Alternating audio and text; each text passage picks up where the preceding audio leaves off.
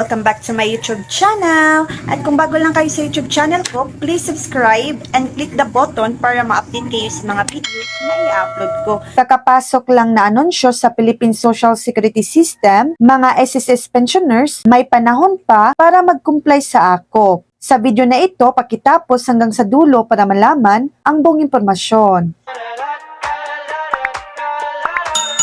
Kung ikaw ay retirement pensioner na 80 pataas at nakatira sa Pilipinas, total disability pensioner na sa ibang bansa, o survivor ng pumanaw na miyembro na ipinanganak sa buwan ng Marso, huwag kalimutang mag-comply sa AKOP. Mga SSS pensioners, nakapag-AKOP na ba kayo?